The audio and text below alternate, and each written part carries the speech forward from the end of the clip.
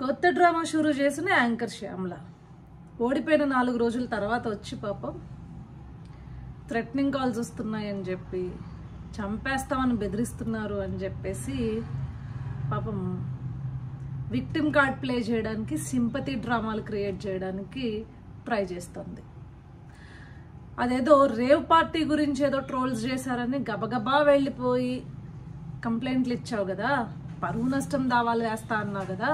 ఒకవేళ నిజంగా నీకు థ్రెటనింగ్ కాల్స్ వచ్చుంటే నువ్వు ఇట్లా లైవ్లో లేకపోతే వీడియోలో చేయవు, పోయి పిఎస్లో కంప్లైంట్ చేస్తే ఖచ్చితంగా నీకు థ్రెటనింగ్ కాల్ కనుక వచ్చుండుంటే న్యాయం జరుగుద్ది. సో ఇక్కడికి వచ్చి సింపతి డ్రామాలు క్రియేట్ చేయొద్దు. నేను ఏది మాట్లాడినా నిజమే మాట్లాడాను అని చెప్పి మళ్ళీ నన్ను టార్గెట్ చేయకండి, ట్రోల్ చేయకండి, నేను పర్సనల్గా ఎవరిని మాట్లాడలేదు అంట.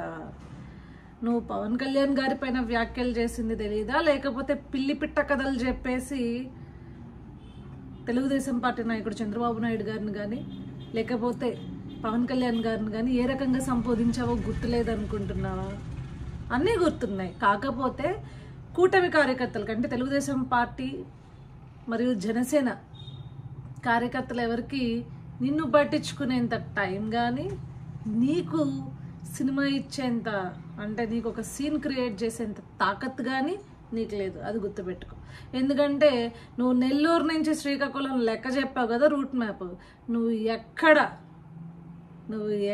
క్యాంపెయిన్ చేసినా అక్కడ చిత్తుగా ఓడిపోయింది కాబట్టి పెద్ద నిన్ను ఎవడు దేకాలని కూడా అనుకోవట్లేదు.